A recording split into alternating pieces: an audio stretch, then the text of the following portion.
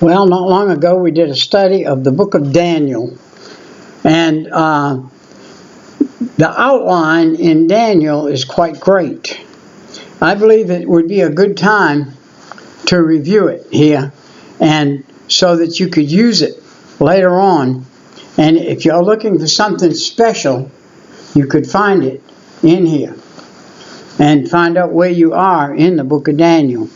We find the title of Daniel is Prophecies of the Nations of the World, of Israel's Future, and in relation to them, in the plan of God.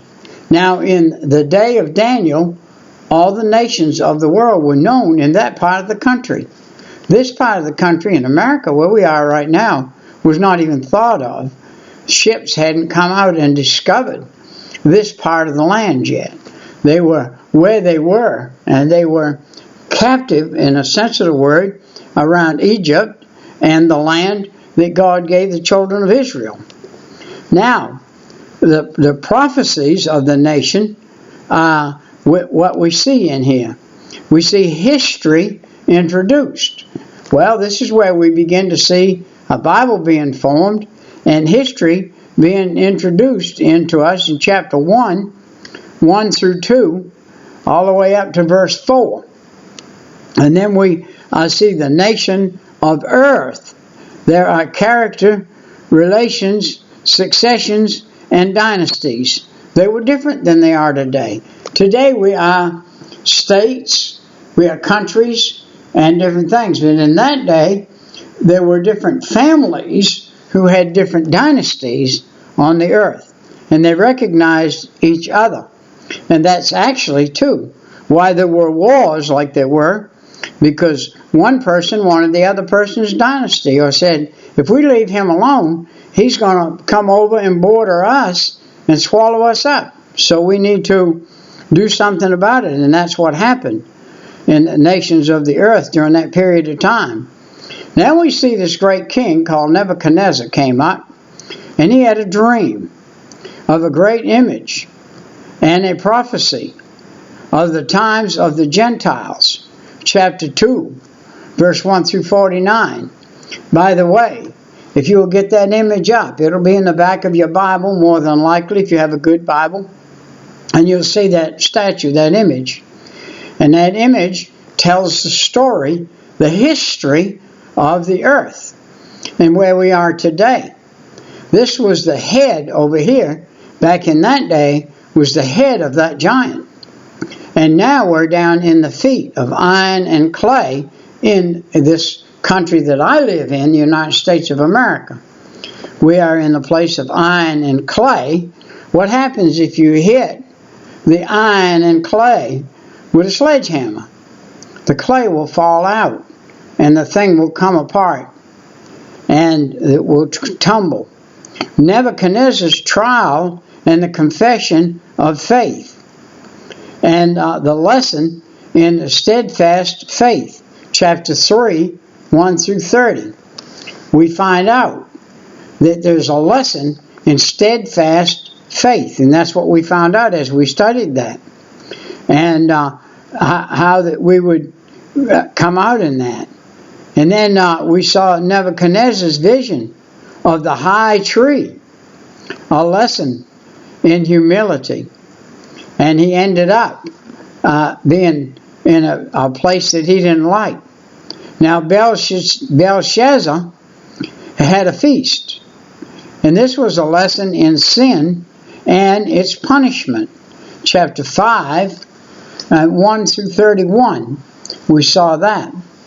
And so as we come along, we find another guy named Darius.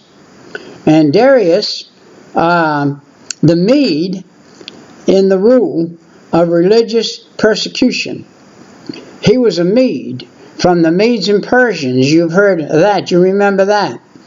And we find that lesson there in Faith and Prayer, chapter 6, 1 through 28.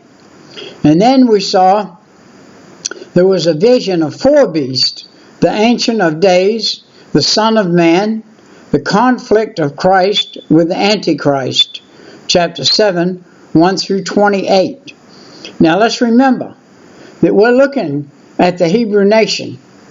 The Hebrew nation is the nation God was interested in.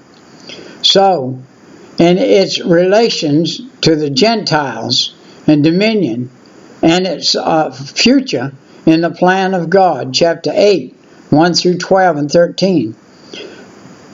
And then we saw the ram, a goat, and a little horn. Israel is conflicted with the Old Testament Antichrist, chapter 8, 1 through 27. And then we see the prophecy of 70 weeks, Israel's future in the plan of God, chapter 9, 1 through 27. The final vision is Israel through the centuries and at the consummation in the hands of enemies and in the hands of God, chapter 10, 1, 12 through 13.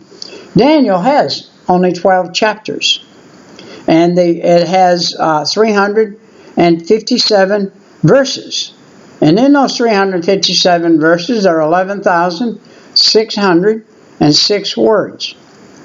And the book of Daniel tells us from the beginning of time to the end of time.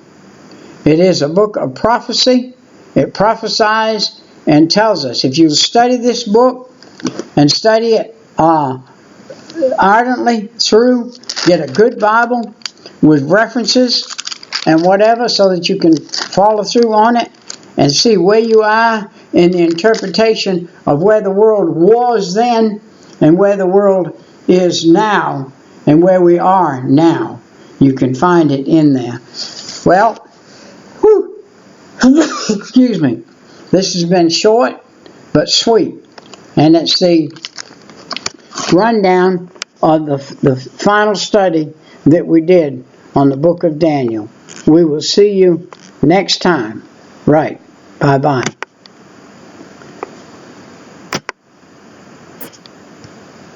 Yep, if I could get my fingers to do right.